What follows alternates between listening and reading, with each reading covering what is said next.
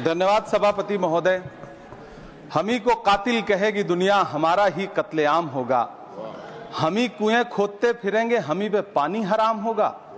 सभापति महोदय, सन 1947 में दिल्ली की जामा मस्जिद की तारीखी सीढ़ियों पर खड़े होकर के भारत रत्न मौलाना अबुल कलाम आजाद साहब ने कहा था कि मुसलमानों कहां जा रहे हो, यह है तुम्हारा मुल्क, यहां तुम्हारे आबाओ अजदाद की कब्रें हैं।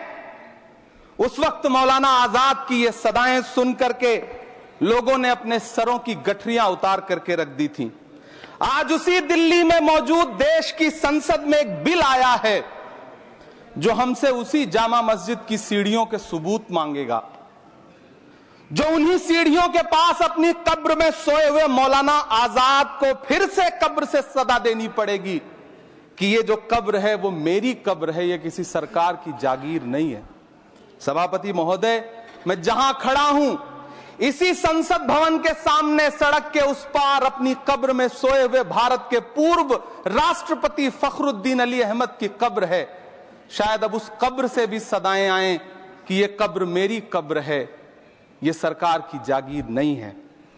सभापति महोदय, मैं वक्फ कानूनों में किए जा रहे संविधान विरोधी बदलावों के खिलाफ बोलने के लिए खड़ा हुआ हूं। संविधान का आर्टिकल 14 हो, 29 हो, 30 हो, चीख चीख कर कहता है कि देश में सब बराबर के हकदार हैं। आर्टिकल 26 कहता है कि सबको अपने अपने मजहबी कामों के लिए मंदिर, मस्जिद, गिरजाघर, गुरुद्वारों का निर्माण करने का हक है और उसका रखरखाव का भी हक है।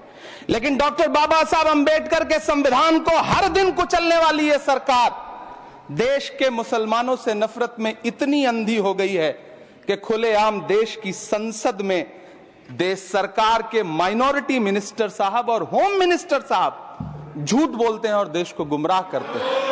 झूठ शब्द असत्य बोलते हैं। सरकार ने इस बिल का नाम उम्मीद रखा है। मंत्री जी कल से इसे देश के मुसलमानों के लिए नई उम्मीद बता रहे हैं। नहीं मंत्री जी, न तो ये बिल मुसलमानों के लिए नई उम्मीद है और न ही उम्मीद की नई किरण। सभापति महोदय, भाजपा ने पूरे देश में वक्फ के नाम पर कई सारे झूठ फैलाए हैं। आइए आज उनकी सच्चाई पर बात करते हैं। वक्फ ट्रिब्यूनल को ऐसे बताया जाता है जैसे वक्फ ट्रिब्यूनल कोई मजहबी खाप पंचायत हो। सभापति महोदय, जबकि सच्चाई यह है कि वक्फ ट्रिब्यूनल भी तो सरकारी न्यायिक विभाग है जिसमें सरकार द्वारा नियुक्त जज होते हैं, जिसमें प्रशासनिक अधिकारी होते हैं, कहीं ऊपर से थोड़ी आ गए। सभापति महोदय, देश के गृह मंत्री जी ने इसी सदन में कहा कि वक्फ ट्रिब्यूनल के फैसले के खिलाफ कोई कोर्ट नहीं जा सकता, जबकि सच यह है कि वक्फ एक्ट 1995 की धारा 83(9) के तहत हाई कोर्ट वक्फ ट्रिब्यूनल के फैसले की न सिर्फ समीक्षा कर सकता है बल्कि उसे बदल भी सकता है। सच तो यह है कि वक्फ बोर्ड खुद अपनी जमीनों के लिए कई सारी कोर्ट में मुकदमे लड़ रहा है। सभापति महोदय, दिल्ली की जिन 123 संपत्तियों को लेकर कल माइनॉरिटी मिनिस्टर, होम मिनिस्टर साहब और अभी आदरणीय नेता सदन बात कर रहे थे, आइए उनकी सच्चाइयों पे भी बात करते हैं। 1911 में जब अंग्रेजी हुकूमत ने कोलकाता के बजाय दिल्ली को राजधानी बनाने का फैसला किया तो रायसीना हिल्स के चारों तरफ जो मुसलमानों की ढेर सारी जमीनें थी उनको एक्वायर किया गया और लुटियन को इसकी तामीर की जिम्मेदारी सौंपी गई। सेंट्रल विस्टा की तरह लुटियन जोन का मेगा प्लान तैयार हुआ, लेकिन उस वक्त के मुसलमानों ने उस वक्त की अंग्रेजी हुकूमत से अपनी इबादत गाहों को बचाने के लिए लड़ाई लड़ी।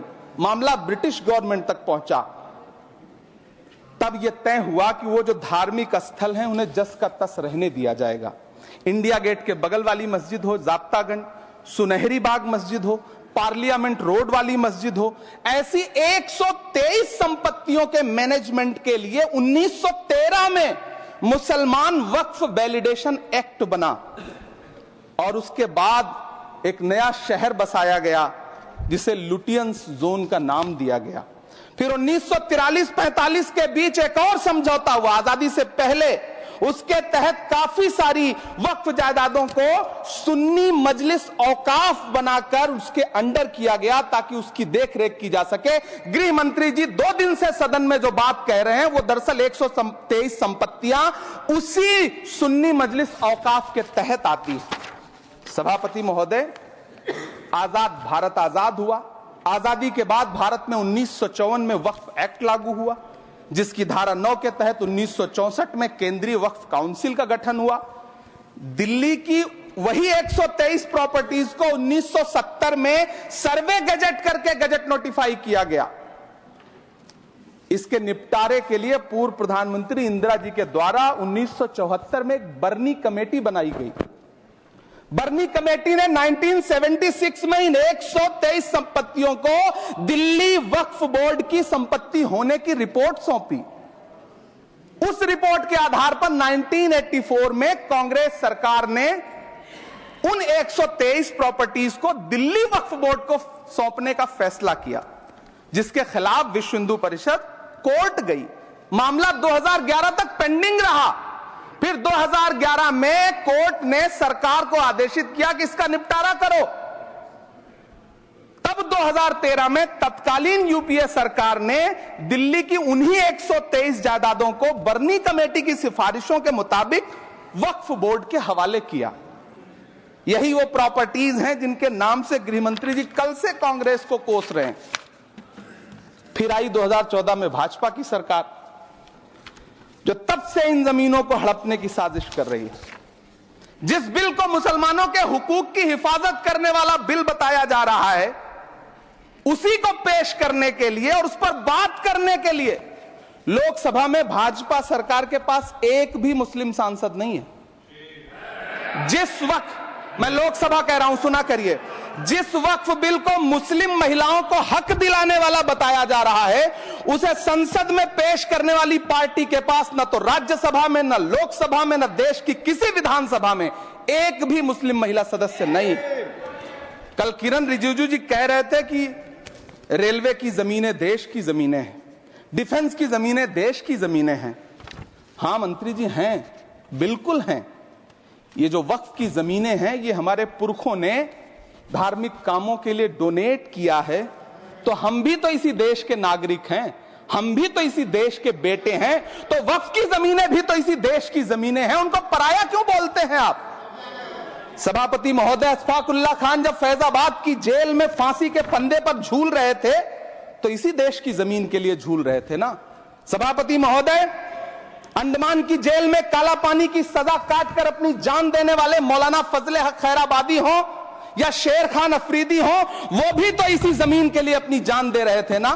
सभापति महोदय, पाकिस्तान के खिलाफ लड़ते हुए अपनी जान देने वाले महावीर चक्र विजेता ब्रिगेडियर उस्मान हो या पाकिस्तान के पैटर्न टैंक उड़ाने वाला परमवीर चक्र विजेता वीर अब्दुल हमीद हो, वो भी तो इसी जमीन के लिए अपनी जान दे रहा था ना। और मंत्री जी, मैं इस सदन में अलल ऐलान ये कहता हूं कि जब भी इस देश की जमीन को लहू की जरूरत होगी, आपसे 2 कदम आगे इमरान खड़ा मिलेगा। ये मैं आपसे यकीन दिलाते हुए कह रहा हूं। सभापति महोदय, मैं सरकार से कहना चाहता हूं, हमसे हमारी इबादत गाहें तो मत छीनिए ना, हमारे घरों पे बुलडोजर तो मत चलाइए ना, हमारी कब्रों में तो हमें सुकून से सोने दीजिए ना। सभापति महोदय, माइनॉरिटी मिनिस्ट्री का बजट कट करके, मुस्लिम बच्चों की स्कॉलरशिप बंद करके अब सरकार कह रही है कि हम वक्फ की आमदनी से गरीब मुसलमानों का भला करेंगे। गुजरात की बेटी बिल्किस के बलात्कारियों की रिहाई के बाद उन्हें माला पहनाने वाली लोगों के नेता ये कह रहे हैं कि यह बिल मुस्लिम महिलाओं को उनका हक दिलाएगा। धन्यवाद मोदी जी, क्या बढ़िया सौगातें मोदी दे रहे हैं आप। पहले हमें गुजराते मोदी दिया, आप सौगाते मोदी दे रहे हैं। लेकिन यह सरकार इतना याद रखे कि इसी ठसक के साथ देश की संसद में सीए का कानून भी लाया गया था और कहा गया था बड़े बड़े भाषण दे करके कि पड़ोसी देशों से हिंदू भाइयों को ला करके यहां नागरिकता दी जाएगी। लेकिन मैं आपके संज्ञान में लाता हूं सर कि पिछले इतने दिनों में इनसे नागरिकता लेने के लिए 2000 व्यक्ति भी नहीं आए, जबकि इसके उलट इन्हीं की सरकार में पिछले 10 साल में 15 लाख से ज्यादा भारतीयों ने भारत की नागरिकता छोड़ करके दूसरे देश में जाकर के बस गए। यह हुआ उस कानून का अंजाम। सभापति महोदय, इसी तरह की जिद के साथ किसानों के खिलाफ भी कानून लाए गए थे। जिस तरह आज वक्फ के फायदे गिनाए जा रहे हैं, उसी तरह से किसानों को भी कृषि कानूनों के फायदे गिनाए गए थे। लेकिन अंजाम क्या हुआ? 700 किसानों की शहादत लेने के बाद सरकार को अन्नदाता किसानों के सामने घुटने टेकने पड़े और कृषि कानून वापस लेने पड़े। जिल्ले इलाही, जमहूरियत जो है वो नफरत और ठसक से नहीं चलती है, अकड़ से नहीं चलती है। उसमें सबकी हिस्सेदारी जरूरी है। कल देश के माइनॉरिटी मिनिस्टर ने लोकसभा में खड़े होकर एक शेर सुनाया था कि मुझसे कोई बदगुमान न हो, तो मैं उन्हें एक शेर सुनाना चाहता हूं कि मैं आज जद पे हूं तो इतना खुशगुमान न हो, मैं आज जद पे हूं तो इतना खुशगुमान न हो, चराग सबके बुझेंगे हवा किसी की नहीं। नीतीश कुमार जी हो, चंद्रबाबू नायडू जी हो, चिराग पासवान जी हो, जयंत चौधरी जी हो, देवे गौड़ा जी हो, जीतन राम मांझी जी हो, सबको समझना पड़ेगा कि जब जंगल में आग लगती है तो न वो बरगद बचते हैं जो हवा को आंधी में तब्दील करते हैं, न वो बांस बचते हैं जो आपसी रगड़ से चिंगारी पैदा करते हैं। सभापति महोदय, जब देश को मनमोहन सिंह साहब जैसा काबिल प्रधानमंत्री मिलता है तो देश को आरटीआई जैसा एक्ट मिलता है, सेज जैसा एक्ट मिलता है, मनरेगा जैसा एक्ट मिलता है, लिबरलाइजेशन मिलता है, राइट टू एजुकेशन मिलता है, नेशनल फूड सिक्योरिटी एक्ट मिलता है। लेकिन जब देश को सौगातें मोदी मिलती है तो क्या मिलता है? सीए मिलता है, फॉर्म्स लॉ मिलता है, आर्टिकल 370 मिलता है, इलेक्टोरल बॉन्ड जैसा एक्ट मिलता है और वक्फ अमेंडमेंट एक्ट जैसे बिल देश को मिलते हैं। मुझे तो अपने हमवतन भाइयों से पूछना है कि आपको अपने बच्चों की तरक्की, खुशहाली और नौकरी की दरकार है या फिर मुसलमानों की दान की गई जमीनों को लूट कर धन्ना सेठों को देने की साजिश करने वाले कानून की? सभापति महोदय, यह सरकार रात के 3 बजे तक पूरे देश को जगा करके संसद में अपने ही नागरिकों को नीचा दिखाने के लिए वक्फ बिल ला रही थी, तो उधर रात के 1:30 बजे अमेरिका हम पर 26% टैरिफ लगा रहा था। सरकार की प्राथमिकताएं देश को पता। सभापति महोदय, मैं बहुत भावुक हूं आज, और मुझे अच्छा लगा कि आदरणीय नेता सदन जगत प्रकाश नड्डा जी ने बहुत अच्छी बातें भी की, मन से बातें की। क्योंकि उनके नाम में प्रकाश जुड़ा है तो मैं उनमें हमेशा एक रोशनी की किरण देखता हूं। मैं उनके सामने बहुत अदब से यह बात कहना चाहता हूं कि चरागों के सफर में दबदबा हो आंधियों का तो फिर अंजाम जुल्मत के सिवा कुछ भी नहीं होगा। यह दुनिया नफरतों के आखिरी स्टेज पर है, इलाज इसका मोहब्बत के सिवा कुछ भी नहीं होगा। मैं भावुक हूं, मेरी पलकें गीली हैं। अगर देश की एक बहुत बड़ी आबादी को लगता है कि आप उसका भला करने के लिए नहीं बल्कि उनकी इबादतगाहों, उनकी कब्रिस्तानों, उनकी खानकाहों को बर्बाद करने का बिल ला रहे हैं, तो फिर आप अगर समझाने में नाकामयाब रहे हैं तो यह आपकी नाकामयाबी है। पहले समझाइए, उसके बाद कोई बिल लेकर के आइए, तब शायद हम आपका इतनी पुरजोर तरीके से विरोध ना करें। लेकिन सभापति महोदय, मैं अंत में सिर्फ इतना कहना चाहता हूं कि इस बिल में जो भी पॉइंट्स दिए गए हैं, बॉम्सी पोर्टल देख लीजिए, सरकार का झूठ आपको पकड़ में आ जाएगा। हम डरे नहीं हैं, हम सिर्फ सरकार से अपील कर रहे हैं कि हमें अपना समझिए।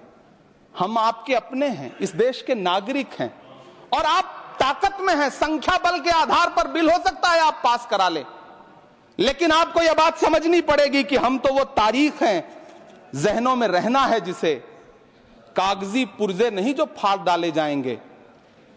जिस जमीन पर मैं खड़ा हूं यह मेरी पहचान है। आप आंधी हैं तो क्या मुझको उड़ा ले जाएंगे? आपको यह बात समझनी पड़ेगी।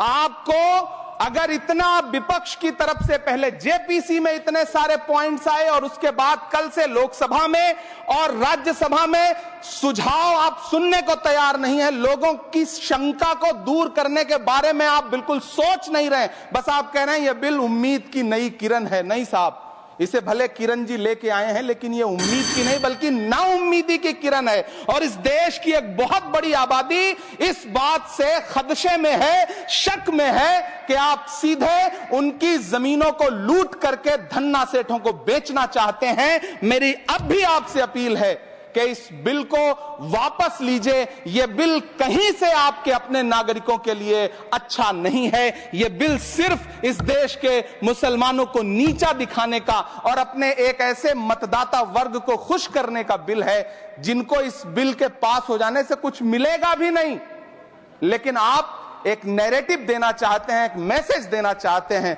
मेरी आपसे अपील है कि कृपया ये जो सबका साथ सबका विकास का नारा है, इस नारे को रत्ती भर तो चरित्रार्थ कर दीजिए। बहुत बहुत धन्यवाद।